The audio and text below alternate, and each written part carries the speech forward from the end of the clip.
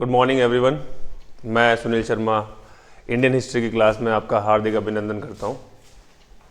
मेरे द्वारा जो पढ़ाई गई लास्ट क्लासेस है वो डीजे सर क्लासेस के एप्लीकेशन पे अवेलेबल है और उससे संबंधित पीडीएफ जो है वो आप डीजे सर क्लासेस के टेलीग्राम चैनल पर जाके देख सकते हैं और बाकी जो चैनल की प्लेलिस्ट में जो मेरी वीडियोस है वहाँ पे जाके इंडियन हिस्ट्री के बारे में और भी जानकारी प्राप्त कर सकते हैं। क्लियर? आगे बढ़े अपन अपने जीवन में अपन आगे बढ़ते जा रहे थे और बढ़ते बढ़ते शुरुआत अपन ने की थी इंडियन हिस्ट्री की। कहाँ से की थी? सिंधु घाटी सभ्यता से, सिंधु काल से। सिंधु घाटी सभ्यता के काल के बाद में जो अपन अगला जो अपन बढ़े थे आगे धीरे धीरे समय के अनुसार वो था ऋग्वैदिक काल और फिर उसके बाद में जो और बढ़े थे वो फिर आया उत्तर वैदिक काल। उत्तर वैदिक काल के आगे जस्ट जो आगे था उस टाइम पे जो दो धर्म प्रसिद्ध जो दो धर्मों का अभ्युदय हुआ, उनका उत्थान हुआ, उनका जन्म हुआ, वो थे जैन धर्म और बौद्ध धर्म। उनके बारे में अपन जानकारी प्राप्त कर चुके हैं। ठीक है, आज जो पढ़ेंगे वो पढ़ेंगे अपन नेक्स्ट जो आता है टॉपिक वो आता है महाजनपद काल। महाजनपद काल।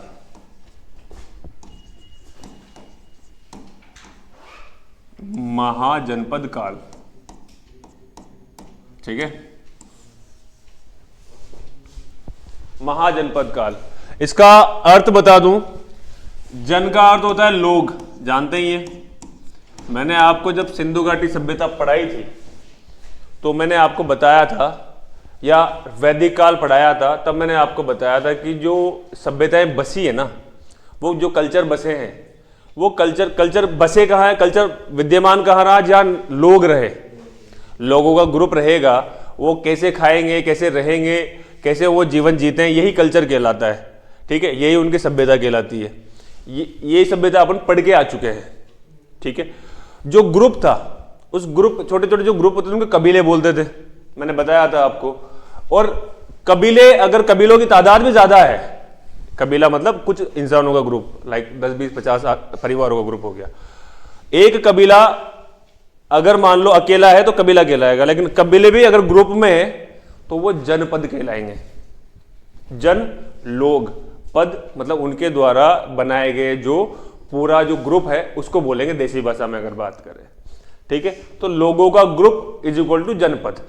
लेकिन अगर महाजनपद की बात करूं तो सिंपल सी बात है यार कि कई सारे जनपदों का जो ग्रुप होता है वो महाजनपद कहलाएगा। मतलब सिंपल सी बात है, जो एक बड़ा साम्राज्य होता है ना उसको महाजनपद बोलेंगे। ऐसे कई साम्राज्य प्रसिद्ध रहे हैं अपने भारत के इतिहास में, जो अपन आगे बढ़ते जाएंगे धीरे धीरे। अपन आज जो जानकारी प्राप्त करेंगे आप, वो मगध साम्राज्य के बारे में मैं थोड़ा सा बताऊंगा। मगध साम्राज्य की जो शुरुआत हुई है, वहाँ उसके जो शासक रहे हैं वो शासक लगभग सारे के सारे जो है वो जैन धर्म और बौद्ध धर्म की जो स्थापना हुई है। मैंने आपको सबसे पहले धर्म इसीलिए पढ़ाया है ताकि आपके दिमाग में सिस्टमेटिक तरीके से जब मैं हर किताब, हर लेक्चर, हर टीचर जो है ना वो वैदिक काल के बाद में डायरेक्ट महाजनपद पे आ जाता है कि वैदिक काल के जस्ट बाद में आता है, क्योंकि ये पर उसके जो उस दौरान उसमें लिखाई में आता है कई जगह जो वो आपको पढ़ाएंगे कि यार ये फलाना शासक जो है वो महावीर स्वामी जी के समकालीन रहा है। बच्चों को यही नहीं पता महावीर स्वामी जी कौन है यार, कब पैदा हुए। अब आपको तो ये पता है महावीर स्वामी जी कौन है, कुंडली जानते हैं आप तो उनके बारे में पूरी की पूरी। उनके पड़ोसी इतना नहीं जानते होंगे जितना आप जानते हो अब उनके बारे में, राइट? तो महाजनपद की अगर अपन बात करें, जन मतलब होते हैं लोग और महा मतलब जो विशाल जो समूह है, विशाल लोगों का, विशाल जो है समूह, इसको बोलेंगे समूह बोल सकते हैं आप हिंदी भाषा में। अगर देसी भाषा में बात करो समझने के हिसाब से, विशाल लोग समूह, समझ रहे हो? लोगों का एक विशाल समूह महाजनपद कहलाता है। ठीक है, महाजनपद शब्द अगर आप सुनो तो ज्यादा यूं इतना बड़ा नाम सुन के जो है डरने की कोई आवश्यकता नहीं है कि कोई डर के खाट के नीचे छुप जाए। महाजनपद सब सुना ही नहीं, इतना बड़ा कैसे याद करेंगे, पता नहीं क्या क्या गिच पिच होगा इसके अंदर।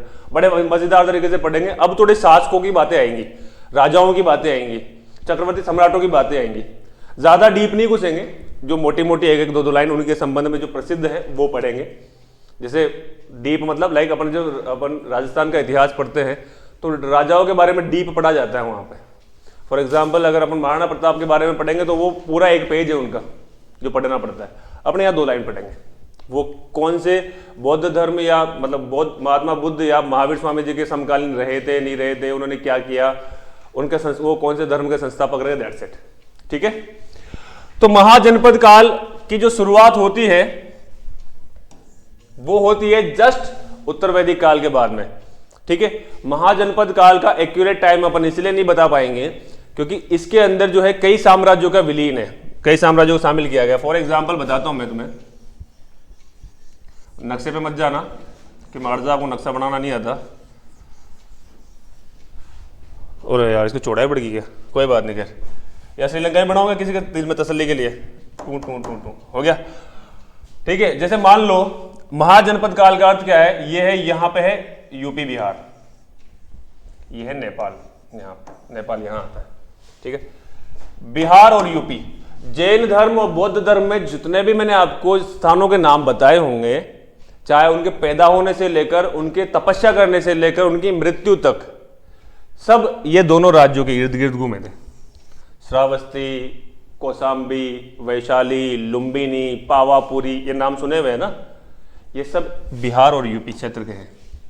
तो इसका अर्थ क्या है कि ये जो क्षेत्र रहा है ना, ये पूरा एक साम्राज्य रहा है। ठीक है, और ऐसे कई साम्राज्य जम्मू कश्मीर में भी पाए जाते थे, इधर भी पाए जाते थे, इधर भी ऐसे कई जो छोटे छोटे टुकड़े थे वो साम्राज्य पाए जाते थे। यहाँ पे जैसे मान लो यहाँ काशी, जो आज काशी विश्वनाथ का मंदिर है वाराणसी में, वो काशी नहीं थी इसके अंदर शामिल, जब अपन आगे बढ़ेंगे। फिर जो है एक राजा हुआ, तो राजा की टेंडेंसी थी कि शादियां करो खूब सारी, और जो ससुराल वाले हैं ना वो दहेज में देते जाएंगे साम्राज्य, या तो लड़के आप जीत लो या प्रेम से जीत लो या शादी करके जीत लो। जैसे मुगल साम्राज्य की बात करें, मुगल सल्तनत जो रही है ना, अकबर के साथ में शादी की गई, एक बहुत फेमस नाम आपने सुना होगा, जोधाबाई, हरकुबाई बोलते हैं उनका, हर का नाम था उनका। तो जोधाबाई की शादी क्यों की गई, जोधपुर और अजमेर, ये अपने जयपुर के जो सम्राट रहे, इन्होंने उनके साथ में संधि की, उनके साथ में जो है वो बेटी का आदान प्रदान किया, वैवाहिक संबंध स्थापित किए, ताकि जो है वो कभी भी, क्योंकि ससुराल वो बन गए जवाई, जवाई ससुराल पे आक्रमण थोड़ी करेगा।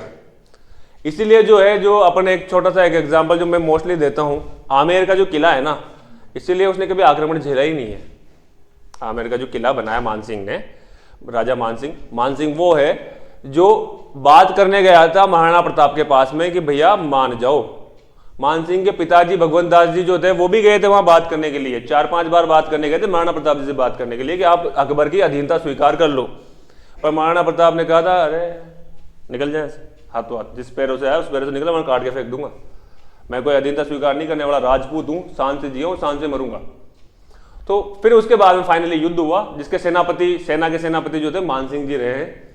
ठीक है, और वो चेतक का जो पैर काटा गया था, वो मानसिंह जिस हाथी पे बैठा था उसी हाथी के सूंड में तलवार थी और उसने पैर काट दिया था, क्योंकि वो उसने जो है आगे के दोनों पैर यहाँ टिका दिए थे उसके हाथी के सूंड के ऊपर, तो उसके नीचे के दोनों पैर काट दिए थे उसने। फिर वो लंगड़ा था महाराणा प्रताप को लेके गया था, चेतक के स्मारक बनी हुई है, ये कहानियां लगभग सबने सुनी हुई है। ठीक है, अपन वापस महाजनपद काल में आते हैं। मैंने आपको बताया था कि नगरीय सभ्यता, अगर वैदिक कालीन सभ्यता और सिंधु घाटी सभ्यता की बात करूं तो जो शहरों की फॉर्म में बसी हुई थी, जो बिल्कुल जैसे अपने शहर होते ना, वेल डेकोरेटेड, नालियां बनी हुई है, घर बने हुए हैं, रोड सिमेट्रिकल तरीके से बने हुए हैं। तो मैंने आपको बताया था कि यार नगरीय सभ्यता कौन सी रही थी, सिंधु घाटी सभ्यता, और ग्रामीण सभ्यता कौन सी रही थी, वैदिक सभ्यता। जो इसमें भी वैदिक कालीन जो ज्यादा रहा था वो ग्रामीण सभ्यता रही थी। ये जो साम्राज्य बने ना उसके बाद में, वैदिक काल के बाद में, तो ये भी नगरीय रहे हैं, मतलब यहाँ पे भी जो है समृद्ध शहर रहे हैं, ऐसे गरीबों की तरह नहीं रहे ये भी। तो ओवरऑल क्या है कि यहाँ पे भी खूब सारे जो नगर बसे थे, ये भी नगरीय रही है, व्यवस्था बोलेंगे इसको, सभ्यता नहीं बोलेंगे। तो नगरीय व्यवस्था में जैसे मैं बहुत सारे नाम मैंने आपको पढ़ा चुका हूं, फिर भी मैं याद करने के, चंपा नाम सुना है, चंपा नाम नहीं सुना, चंपा साम्राज्य, जिसके राजा की बेटी चंदना सर्वप्रथम क्या बनी थी, भिक्षुणी। कौन से समाज में, कौन से धर्म में, जैन धर्म में। Very good. ये दोनों को तो तोते उड़े हुए हैं भेज के कि यार ये क्या बात चल रही है। चंपा नरेश की पुत्री नहीं थी क्या चंदना, जिसने सर्वप्रथम जो है वो अपने दीक्षा ग्रहण की थी। चंपा हो गया, श्रावस्ती नाम सुना है? श्रावस्ती वही अंगुलीमाल डाकू वाली कहानी सुनाई थी मैंने, ये श्रावस्ती का ही मामला था। वैशाली, पावापुरी, पावापुरी जहां पे अमरीश पुरी का भाई नहीं है ये, जहां पे, वेरी गुड, शाबाश। ऐसा नाक जो है वो नाक रख लिया करो मेरा यार। चंपा, श्रावस्ती, वैशाली, पावापुरी, कौशाम्बी, बहुत सारे नाम है, पर मोटा मोटा जो है अपन दो पांच को पढ़ लेते हैं। ये नगरीय व्यवस्था रही है महाजनपद काल के अंदर, मैं लिखा दूंगा अभी, ठीक है, अभी मैं सिर्फ समझा रहा हूं। तो ओवरऑल निष्कर्षात्मक अगर अपन बात करें तो महाजनपद काल में जो अपन पढ़ेंगे ना, वो साम्राज्य जो साम्राज्य बसे हैं, जैसे उसमें अपन जो मैं अशोक के बार बार में नाम लेता था, अपन अशोक के बारे में भी पढ़ेंगे। मैंने आपको बताया था कि बौद्ध धर्म वगैरह जो है, इनके अनुयायी जो बने थे वो बिंबिसार नाम का एक शासक भी था, तो बिंबिसार के बारे में भी पढ़ेंगे। बारे में मतलब वो कहाँ का था, कैसे क्या खाता था, क्या पीता था, ये नहीं पढ़ना है। उनका जो शासन काल था वो एक बार बस मैं मोटे मोटे तौर पे पढ़ाऊंगा, और जो उनकी मोटी मोटी जो जानकारी है आवश्यक, जो जानने के लिए आवश्यक है अपने, वो अपन पढ़ेंगे, ठीक है।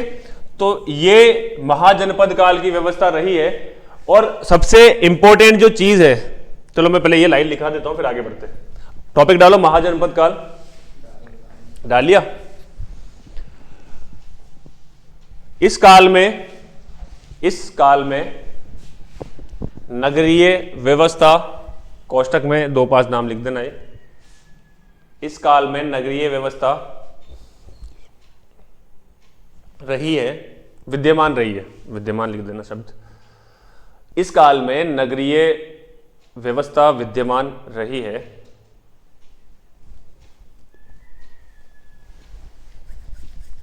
मतलब कोष्टक में लिख देना चंपा, श्रावस्ती वगैरह।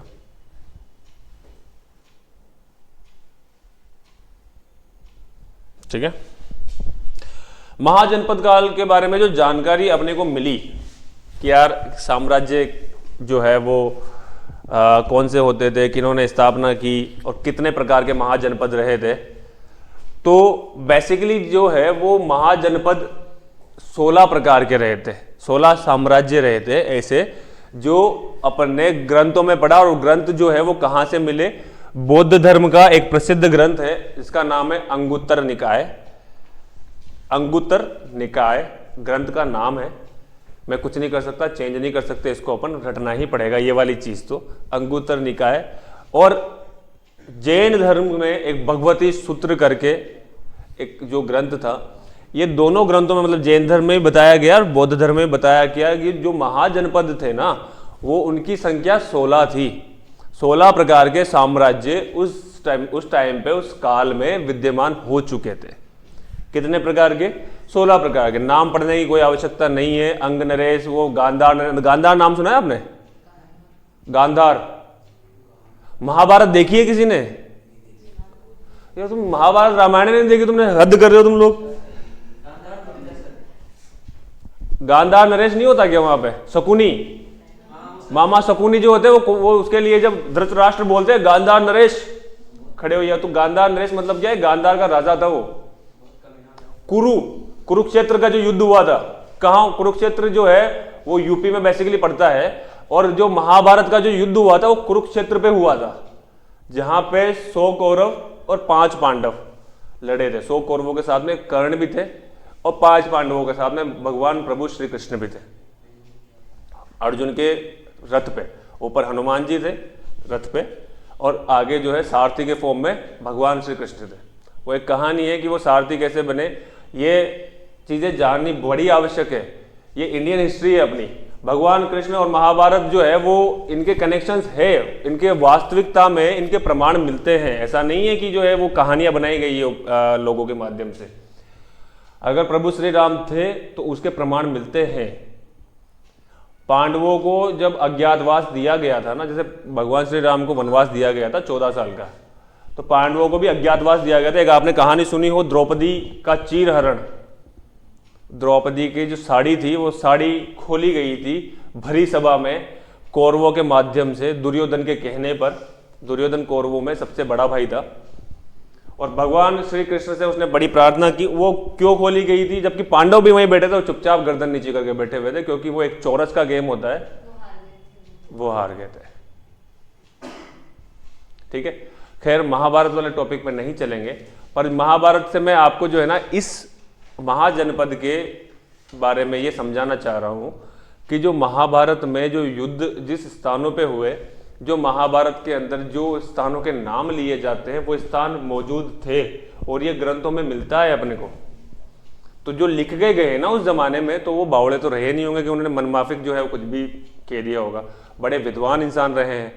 और सबसे बड़ी इससे ज्यादा जो है प्रमाणिकता नहीं मिल सकती कि बौद्ध धर्म का सबसे प्रसिद्ध ग्रंथ है क्या, अंगुत्तर निकाय। इसको तो डिलीट ही मारे या रहने दे, चलो आगे बढ़ते हैं। क्या डिलीट मारे? बौद्ध धर्म का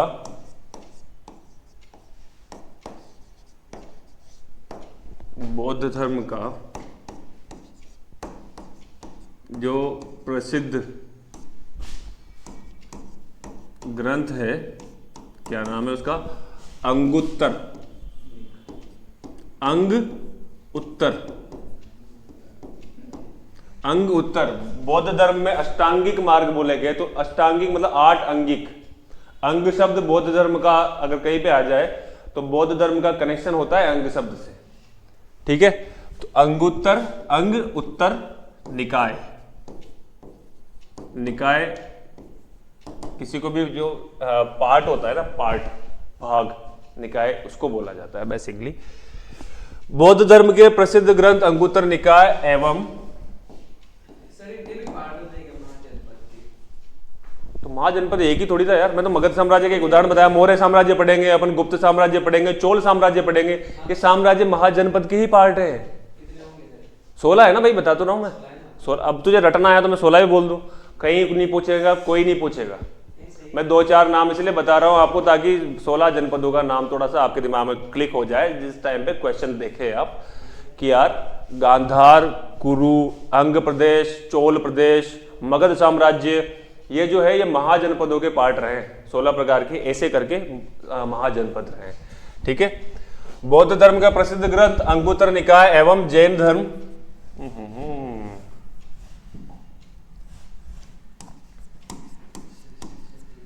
जैन धर्म का प्रसिद्ध ग्रंथ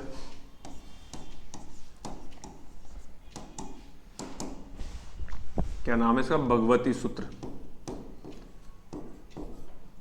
भगवती सूत्र। जैन धर्म का प्रसिद्ध ग्रंथ एवं बौद्ध धर्म का प्रसिद्ध ग्रंथ दोनों क्या करते हैं?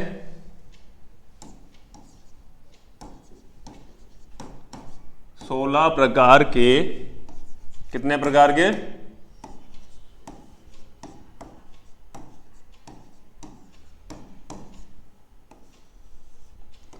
महाजनपदों का उल्लेख करते हैं।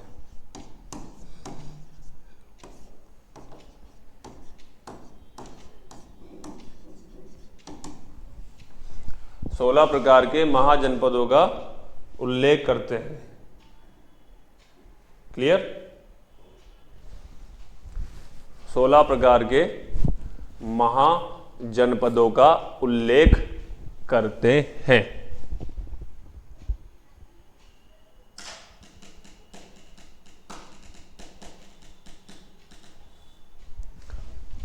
ठीक है,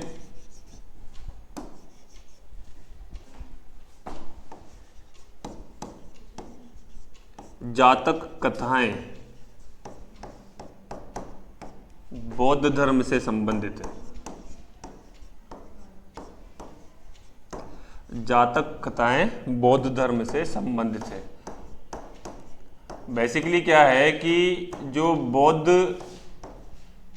धर्म को मानते हैं ना, वो अपने आप को जातक कहते हैं, जातक। ठीक है, तो जातक कथाएं मतलब जातकों की जो कथाएं हैं जिन्होंने बौद्ध धर्म को अपनाया और वो कैसे आगे जिए, वो कौन से धर्म से संबंधित है? बौद्ध धर्म से संबंधित है। जातक कथाएं शब्द जो है अगर कहीं पे भी आता है तो दैट मीन्स क्या है कि वो बुद्ध धर्म का अनुयायी रहा है। क्लियर? बढ़े आगे।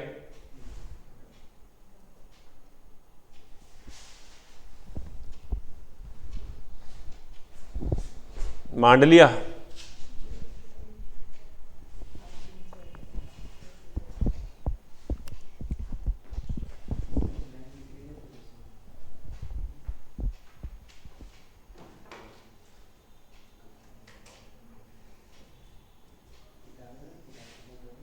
ठीक है, बढ़े आगे। तो सबसे पहले महाजनपद काल में अपन शुरुआत करेंगे मगध साम्राज्य के बारे में पढ़ने की। कौन से साम्राज्य? मगध। मगध साम्राज्य बहुत प्रसिद्ध साम्राज्य रहा है, बहुत विख्यात रहा है, बहुत खतरनाक और चक्रवर्ती राजा यहाँ पे इस साम्राज्य में पैदा हुए हैं। मगध साम्राज्य, मगध साम्राज्य मतलब क्या? एक साम्राज्य, एक तरीके से मान के चलो ये लैंड है, एक पूरी जमीन है। अब इस जमीन पे किन किन ने राज किया?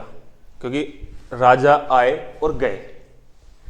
गए का मतलब किसी को मार दिया गया, किसी को हरा दिया गया, कोई छोड़ के चला गया। तो वंश सीधी सी बात है कि उस जगह पे आज मान लो ये कोई मकान बिक रहा है, तो उस मकान पे किसी शर्मा जी ने लिया, शर्मा जी ने गुप्ता जी को बेच दिया, गुप्ता जी ने जो है वर्मा जी को बेच दिया। तो ऐसे करके जो इनके वंश चेंज होते गए, ठीक है। तो ये जो इस साम्राज्य से संबंधित जो 2-3 प्रसिद्ध जो वंश रहे हैं, हर्यक वंश हो गया, नाग वंश हो गया, ठीक है। तो ये इसके बारे में अपन इसमें पढ़ेंगे। क्लियर? तो मगध साम्राज्य के बारे में जो है ना जानकारी, ये अथर्ववेद में भी मिलती है। वेदों के बारे में पढ़ाया हुआ है मैंने। और अथर्ववेद किससे संबंधित रहा है? जादू टोना से। Very good. अथर्ववेद में भी मगध साम्राज्य के बारे में उल्लेख है। मगध साम्राज्य का शब्द जो है वो अथर्ववेद में भी आया हुआ है, ठीक है। तो अथर्ववेद में जो जानकारी है वो मगध साम्राज्य के बारे में रही है। और मगध साम्राज्य में सर्वप्रथम जो वंश रहा है मगध साम्राज्य का, पहली बात तो ये जो मगध साम्राज्य की बात करूं तो ये बौद्ध एवं जैन धर्म के समकालीन रहे हैं। अधिकांशतः शब्द लिखेंगे आगे, हर कोई भी नहीं रहा है। अधिकांशतः बौद्ध एवं जैन धर्म के समकालीन। दैट मीन्स क्या है कि जो है ना ये इसका जो काल रहा है लगभग वो 8वीं से 6ठी शताब्दी के बीच रहा है।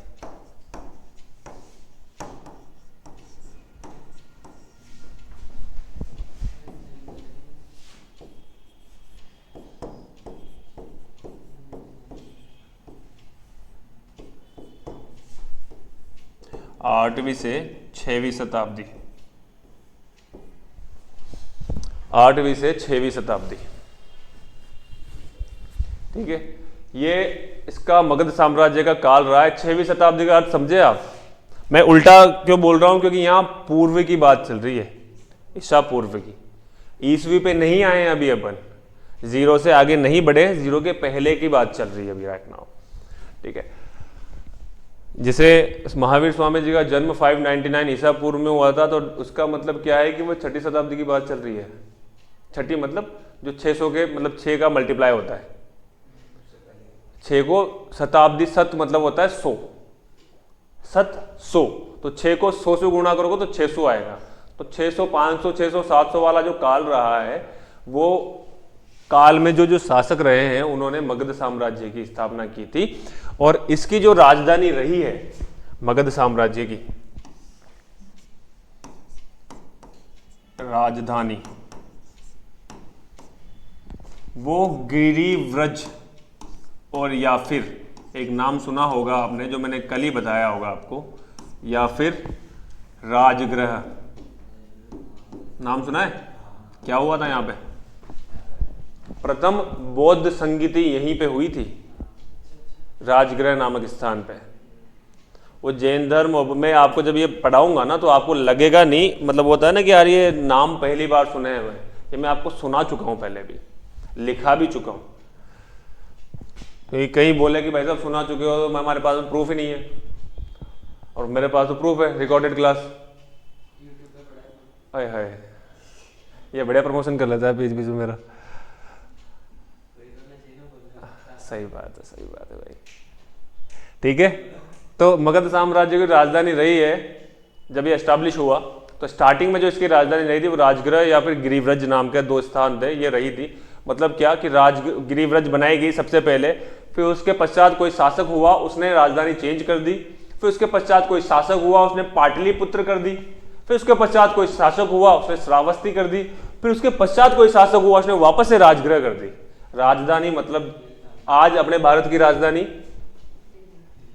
जयपुर, दिल्ली, और राजस्थान की राजधानी जयपुर। तो ये राजधानियां क्यों बनाई जाती है? नाम जो शब्द है ना इसका, राजधानी, मतलब क्या कि किसी भी साम्राज्य की अगर अपन बात करेंगे ना, जैसे चलो साम्राज्य छोड़ो, एक छोटा सा उदाहरण देता हूँ, अपने घर की अपन बात करते हैं। मैं मेरे घर में मेरी जो राजधानी है ना वो क्या है? मेरा बेडरूम, मतलब जहाँ पे अपन अधिकांशतः समय गुजारते हैं, जो एक सेंटर पॉइंट होता है जहाँ से वो चीज़ें ऑर्गेनाइज होती है। मैं अगर मेरे बेडरूम में हूँ तो अगर कौन मेरे घर में आएगा ये मुझे पता होगा, मेरी अनुमति के बाद में आएगा, तो मेरी राजधानी में बैठा हुआ हूँ मैं मोस्टली। ठीक है, तो एक स्थान ऐसा चूज कर लिया जाता था स्टार्टिंग से ही कि जहाँ पे उनका सेंटर पॉइंट होता था, कुछ भी कहीं पे भी किसी भी प्रकार की कोई आवश्यकता है तो वहाँ से वो चैनलाइज होती है चीज़ें। आज अपने राजस्थान का जो मुख्यमंत्री है वो कहाँ बैठता है? जयपुर में। सचिवालय कहाँ है? जयपुर में। सचिवालय मतलब जो सेक्रेटरी बैठते हैं उनके, सेक्रेटरी कभी भी जो है वो राजनीतिक नहीं होते हैं, वो प्रशासनिक होते हैं। दोनों शब्दों में अर्थ होता है राजनीतिक, मतलब जो राजनेता, जो राज कर रहा है, जो लोगों के द्वारा चुना गया नेता है, और जो प्रशासनिक है वो एग्जाम देके गया हुआ है। वो सीनियर आईएएस ऑफिसर होते हैं जो सचिव होते हैं, जो सेक्रेटरी होते हैं, सीनियर आईएएस ऑफिसर, जो प्रमोट होते होते होते जो नया आईएएस ऑफिसर बनता है ना, उसको हाथों हाथ सेक्रेटरी का पद नहीं दिया जाता है। और ऐसा माना जाता है कि आईएएस जो होता है ना, कलेक्टर, वो बच्चा है सेक्रेटरी के सामने। वो होता है ना, छोटे बच्चों को झुंझुना दे देते हैं जैसे, तो वो झुंझुना है शुरुआत में कलेक्टर पोस्ट उनके लिए, यूपीएससी वालों के लिए। पावर जो है ना वो सचिव के हाथ में होती है सबसे ज्यादा। जैसे हर राज्य में एक सचिव होगा, मुख्य सचिव बोलेंगे उसको, मैन सेक्रेटरीट जो ऑफिस रहेगा उसका, मैन सेक्रेटरी जो रहेगा, वो सेक्रेटरी क्या करेगा? वो मुख्यमंत्री को सलाह देता है, क्योंकि मुख्यमंत्री का जरूरी नहीं है कि वो इतना लेवल पे एजुकेटेड हो कि यार वो हर डिसीजन ले सके। 90% डिसीजन उनके सचिवों के माध्यम से लिए जाते हैं। उनको क्या बोलना है, भाषण में क्या लिखेंगे, क्या प्रोटोकॉल रहेगा, कहीं पे जाएंगे तो उनको कॉन्वॉय में कौन कौन शामिल रहेंगे, कौन कौन उनसे दूर रहेंगे, उनकी सेफ्टी सिक्योरिटी सब कुछ जो है ना वो सचिवालय देखता है। उसकी रक्षा करते हैं मुख्यमंत्री की, जो प्रशासनिक अधिकारी होते हैं। हर राज्य में एक सचिव और हर देश में एक सचिव होता है। अपने देश में भी एक सचिव होता है, मुख्य जो सचिव बोलेंगे, मेन सेक्रेटरी जिसको बोलेंगे, प्रधानमंत्री की जो सलाह देने के लिए हमेशा रहेगा। अगर कोई स्ट्राइक की जाती है, कहीं पे हमला किया जाता है, तो वो सचिव बताएगा। ठीक है, जैसे एक सबसे चर्चित नाम जो मैं बड़ा पसंद करता हूं उनको, और उनके जैसा जीवन वाकई में कोई जी नहीं सकता, Ajit Doval, NSA, national security adviser है वो अभी अपने देश के। ठीक है, उन्हीं के कहने पे उरी हुआ था, उन्हीं के कहने पे जो है बालाकोट एयर स्ट्राइक हुई थी। और वो ऐसे इंसान रहे हैं, कभी आप देखना, गूगल करना, बिल्कुल सिंपल से दिखेंगे। 370 जब हटी थी जम्मू कश्मीर के अंदर, तो वो कैसे हटेगी, किस तरीके से प्रेम से उसको जो है एग्जीक्यूट किया जाएगा, वो सब कुछ जिम्मेदारी उनकी थी। इस लेवल पे इंटेलिजेंट बंदे हैं वो, कि जिस जमाने में वो आईपीएस रहे थे, शुरुआत उन्होंने आईपीएस से की थी। आईएएस आईपीएस दोनों समकालीन होते हैं, समकक्ष होते हैं। अगर किसी के नंबर अच्छे आते हैं तो आईएएस बन सकता है, नंबर थोड़े कम हो जाते तो आईपीएस रह जाता है। ठीक है, आईएएस के लिए थोड़ा जो है वो मेरिट लिस्ट में अच्छे नंबर चाहिए होते हैं। जब इनके मेरिट लिस्ट निकलती है ना, जब पोस्ट के अनुसार, तो वो खैर यूपीएससी की जानकारी होगी। लेकिन जब ये आईपीएस रहे थे तो ये पाकिस्तानी फोर्स में जाके वहां पे एज अ सोल्जर रहे थे, पाकिस्तानी फोर्स में भी। जैसे मूवी में देखते ना अपन कि कोई जासूस उधर गया, ये जासूस बन चुके थे, वहां रहे वो 8, 10, 12 साल तक वहां रहे, वहां से सारी जानकारी, वहां से सेफ वापस आए। तो एक इंसान ने इतने खतरनाक काम किए हुए हैं और इतने प्रेम से करते हैं ना ये। 370 जब हटी तो ये खुद इनसे साफ बोला गया कि आप जब वहां जाएंगे ना कश्मीर में, इन्होंने कहा मैं कश्मीर जाऊंगा, लोगों से मिलूंगा, जानकारी लूंगा और लोगों से ये भी मैं पूछूंगा भाई अब सब कुछ ओके है ना। तो वहाँ इनके जो सिक्योरिटी में जो ऑफिसर्स रहते हैं उन्होंने साफ मना कर दिया, सर अभी स्थिति बेकार है, ऐसा नहीं हो कि कोई वहाँ पे फालतू में जो है वो आपका मर्डर कर दे। पर फिर भी बंदा अकेला गया लोगों के बीच में विदाउट एनी सिक्योरिटी इक्विपमेंट्स। तो जिगरा, जिगरा जिसको बोलते हैं ना, जिगरा वो उस बंदे के अंदर है जो आज अपना NSA है। और एक जो दूसरा जिसको मैं रोल मॉडल मानता हूँ वो है विदेश मंत्री अपने एस जयशंकर जी, विदेश मंत्री जो अभी डोनाल्ड ट्रंप ने रिसेंटली कल परसों एक शपथ ली थी राष्ट्रपति की, सबसे फर्स्ट रो में बैठा था वो बंदा इंडिया के अपने विदेश मंत्री। जबकि क्या होता है कि वर्ल्ड वाइड स्तर पे एक संस्था होती है NATO, NATO, नेटो मतलब उसमें कई सारे दोस्त कई सारे देश उसके अंदर शामिल है, अपना भारत नहीं है उसमें। सिर्फ अगर राष्ट्रपति पद की शपथ वो ले रहा है डोनाल्ड ट्रंप, तो वो अपने संघ वाले देशों को बुलाएगा, दूसरों को क्यों बुलाएगा? फिर भी अपना देश वहां, अपने देश का प्रतिनिधित्व करने के लिए जयशंकर जी वहां पे बैठे हुए थे।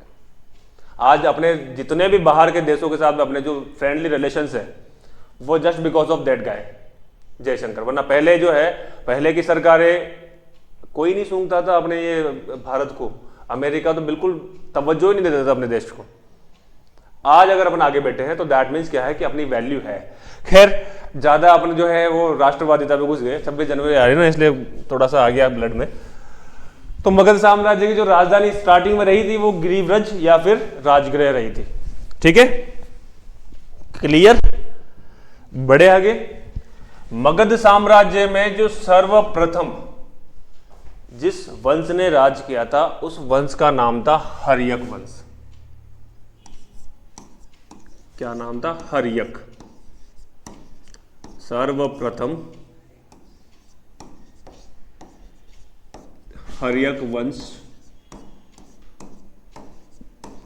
ने मगध साम्राज्य की नींव रखी। मगध साम्राज्य की नींव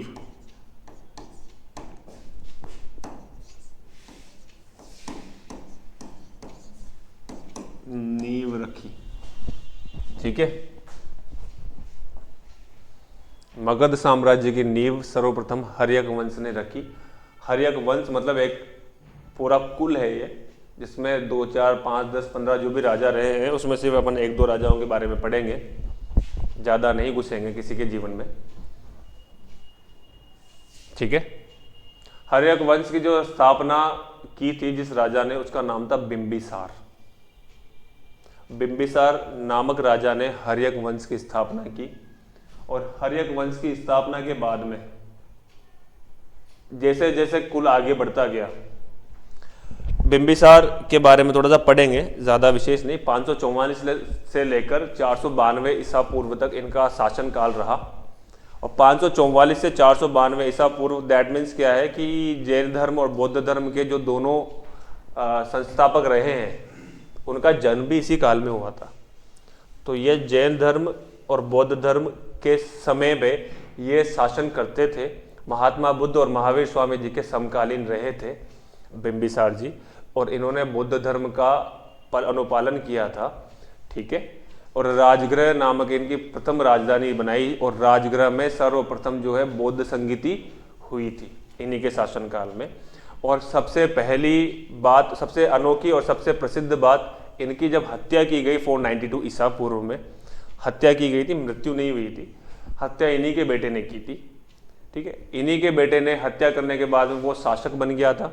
उसके बाद में उसका बेटा हुआ उदाइन। उदाइन के बाद में 2-5 जो दशक करके 2-4 राजा, लास्ट जो राजा था ना वो दशक था उसका, और दशक को अंत करके दशक का एक अमात्य था। अमात्य मतलब क्या होता है कि एक, जैसे ठाकुर बोलते हैं ना, एक जागीर दे दी जाती है।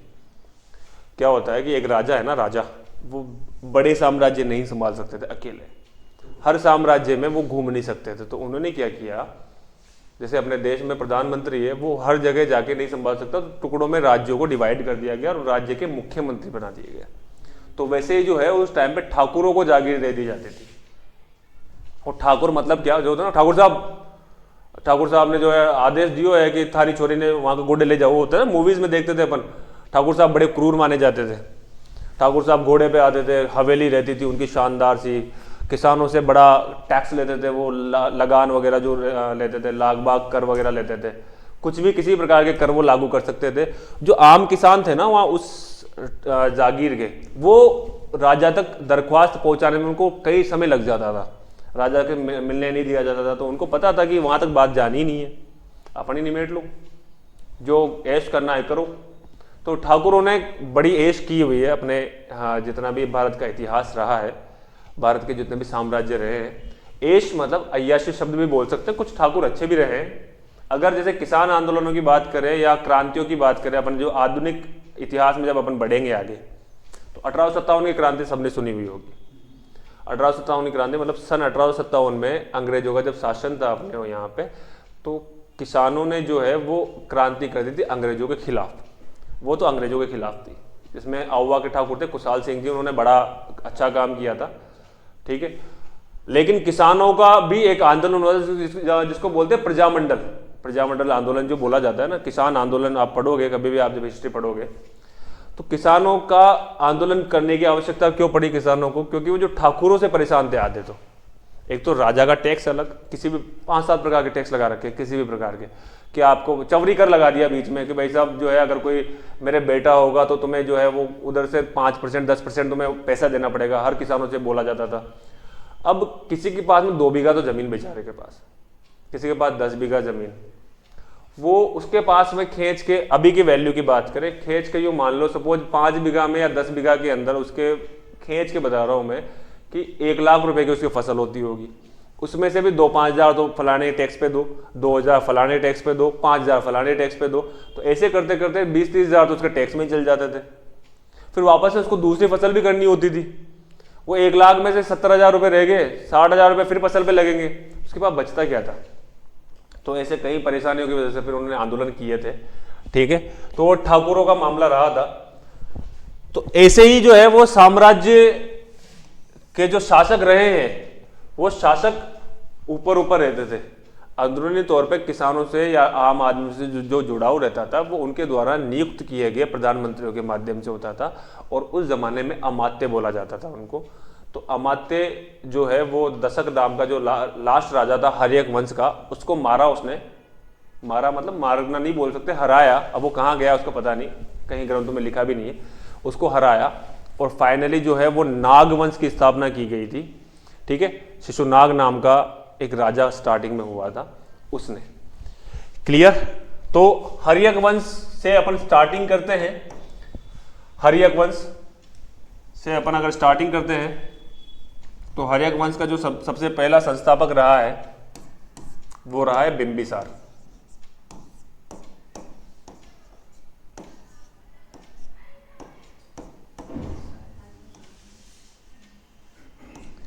बिंबिसार, ठीक है। इसका जो शासन काल रहा है वो 544 से लेकर 492 ईसा पूर्व।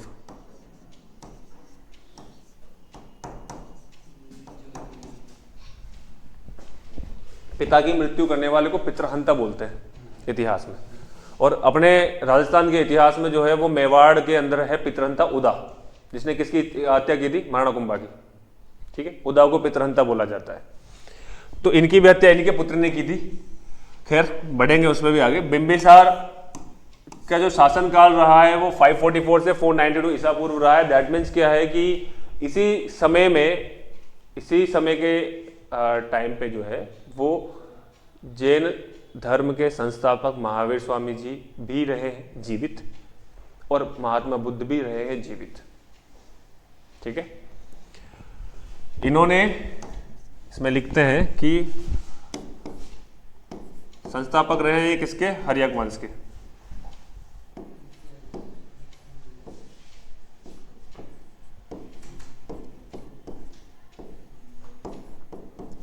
हर्यक वंश के संस्थापक रहे हैं। ये वो राजा थे जिन्होंने अपने साम्राज्य का जो विस्तार है वो युद्ध से करने की अपेक्षा वैवाहिक संबंध स्थापित करके किया था। अपना साम्राज्य बड़ा करना है तो इन्होंने क्या है कि खूब सारे शादियों पे शादियां की लपक के। और जो रानियां आई ना, रानियों के पिताजी से कह दिया कि यार आप जो है ये आपका ये वाला साम्राज्य मेरे नाम पे कर दो, आपकी बेटी को खुश रखूंगा मैं। फिर यही लाइन वो अगली रानियों की चिपका देता था। तो ऐसे करते करते जो है वो उसने अपना साम्राज्य और बड़ा कर लिया।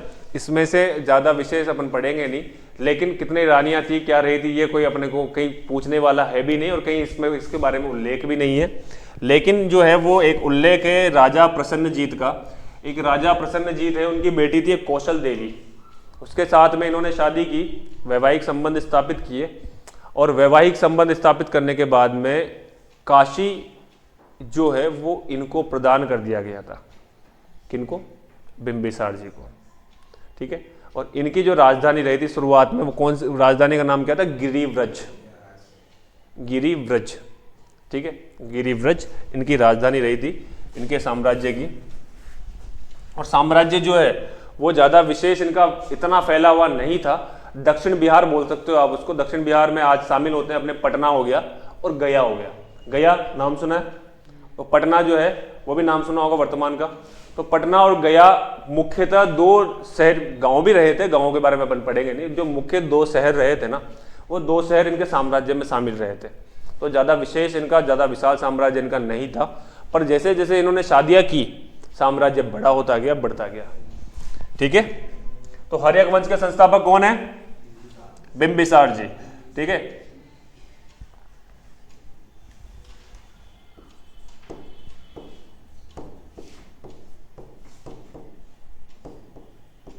इनका साम्राज्य जो है वर्तमान की बता रहा हूं मैं, दक्षिण बिहार, उस टाइम पे बिहार नहीं हुआ करता था। दक्षिण बिहार कोष्टक में लिखना चाहो तो लिख लो, पटना एवं गया।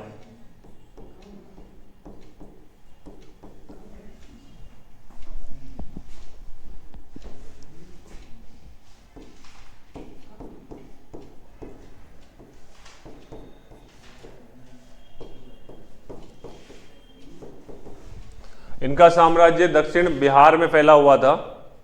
ठीक है। नेक्स्ट लाइन लिखो।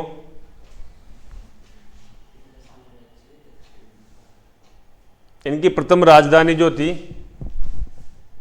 इनकी प्रथम राजधानी लिखो, लाइन लिखो, वो थी गिरिव्रज।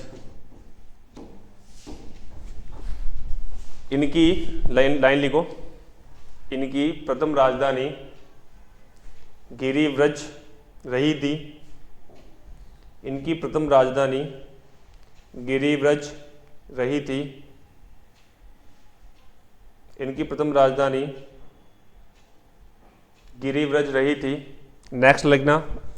इन्होंने अपने साम्राज्य का विस्तार, इन्होंने अपने साम्राज्य का विस्तार, इन्होंने अपने साम्राज्य का विस्तार वैवाहिक संबंध,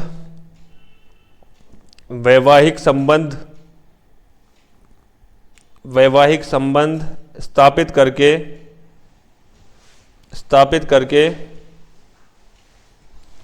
वैवाहिक संबंध स्थापित करके किए था। वैवाहिक संबंध स्थापित करके किया था।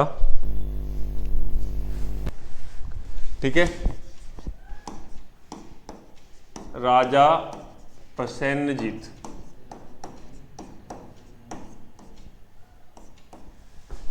की पुत्री कौशल देवी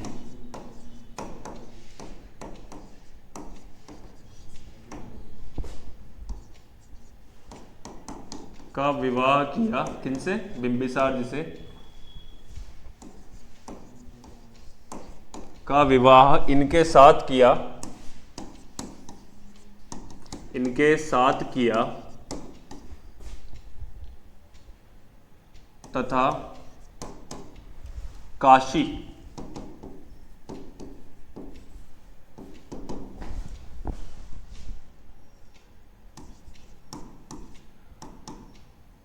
को बिंबिसार को दे दिया गया।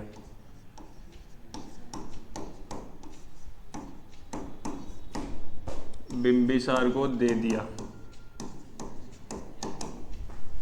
काशी को बिंबिसार को दे दिया गया। क्या समझ में नहीं आया? कैसे आपत्तिजनक लाइन से देख रहा था। राजा प्रसेनजीत, अरे यार ये ले भाई, ये ले प्रसेन्नजीत, प्रसेन्नजित, जीत नहीं जित। प्रसेन्नजित की पुत्री कौशल देवी का विवाह इनके साथ किया और काशी को बिंबिसार को दे दिया गया। ठीक है, इनके ज़माने में जो है वो जो वेद बोलते हैं, वैद्य नाम सुना है? आज के ज़माने में डॉक्टर है, और आयुर्वेद में आज भी उनको वैद्य बोला जाता है। होम्योपैथिक अगर कोई करता है, BHMS जिसको बोलेंगे, तो वो वेद जो है वो प्रसिद्ध वेद इनके काल में रहे हैं। उनका नाम है जीवक। और एक प्रसिद्ध आर्किटेक्ट रहे हैं। आर्किटेक्ट कौन होते हैं? एक तो होता है कॉन्ट्रैक्टर्स जो बनाते हैं, और आर्किटेक्ट जो नक्शे बनाते हैं, डिज़ाइन करते हैं। Very good. तो जो डिज़ाइन करते हैं ना, वो आर्किटेक्ट्स कहलाते हैं। महागोविंद नामक एक इंसान रहे हैं, एक महान इनके ज़माने के आर्किटेक्ट रहे हैं। लिख लिया? बड़े आगे। जीवक,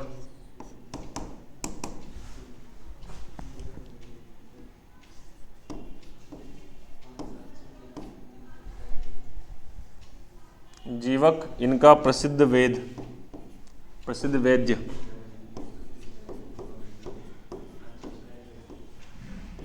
प्रसिद्ध वेद्य एवं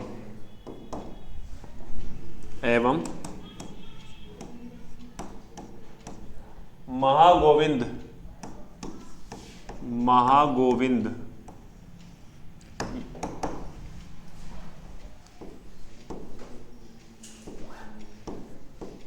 इनके प्रसिद्ध वास्तुकार,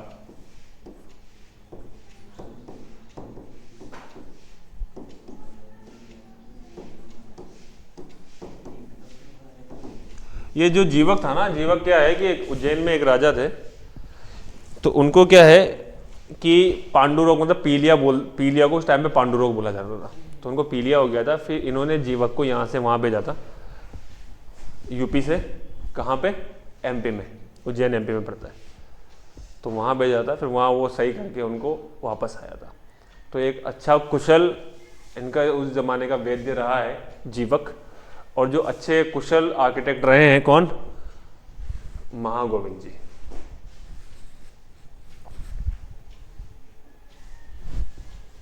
महागोविंद जी।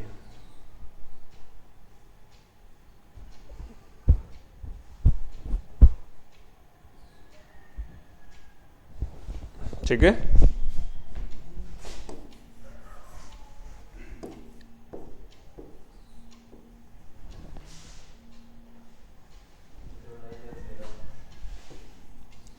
फोर 92 ईसा पूर्व में इनकी हत्या कर दी गई इनके पुत्र के द्वारा, जिसका नाम था अजात शत्रु।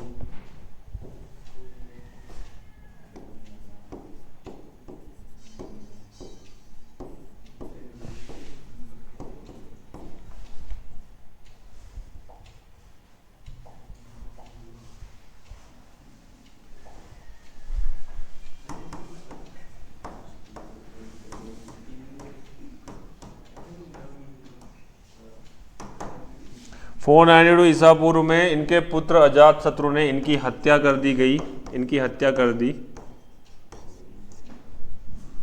इनकी हत्या कर दी।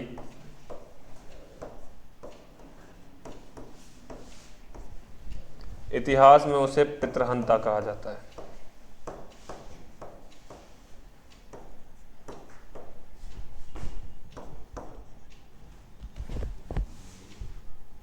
इतिहास में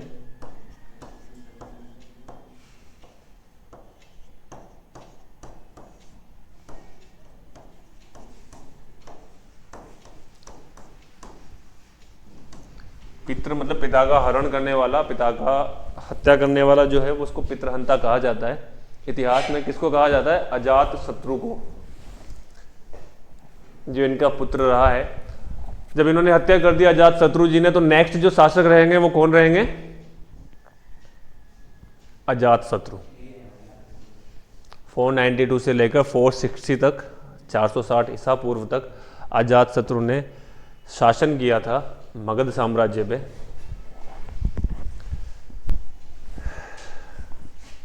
वाह यार, इसमें पता है बोर्ड पे आपने सबसे एक अच्छी बात, पॉजिटिव बात क्या नोटिस की क्या? केसरिया सफेद हरा झंडा बन गया अपना इस पर।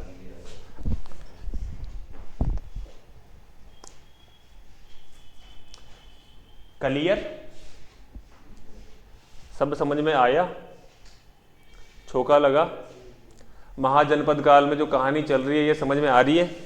कहाँ से चालू हो रही है, कैसे पैदा हो रहे हैं लोग, कैसे मर रहे हैं लोग, और कौन मार रहा है, ये जानकारी मैं आपके समक्ष धीरे धीरे स्लोली पेश कर रहा हूँ। वरना अभी तक तो अपन 4 राजाओं को निपटा चुके थे, पर क्या है ना कि वो ओवरडोज खराब होती है, फालतू में जो है वो रिएक्शंस हो जाए तुम्हारी बॉडी के अंदर, माथे मेरे आओ। क्लियर? तो आज के लिए इतना ही। नेक्स्ट, हाँ बस मज़ा आ रहा था तो ज़्यादा आज। नेक्स्ट क्लास में अपन जो है अजातशत्रु के आगे जो इनके पुत्र रहे हैं उदयन वगैरह, इसके बारे में अपन जानकारी प्राप्त करेंगे। और जो नए मेहमान जो मुझसे जुड़े हुए हैं वो मेरी बाकी क्लासेस देखने के लिए बेल आइकन पर क्लिक कीजिए। नोटिफिकेशन आपको रेगुलर मिलता रहेगा, क्लासेस आपको रेगुलर अपडेटेड और अपलोडेड होती रहेगी। तब तक के लिए जय माता दी, गुड नाइट। मुलाकात करते हैं नेक्स्ट क्लास में। राधे राधे।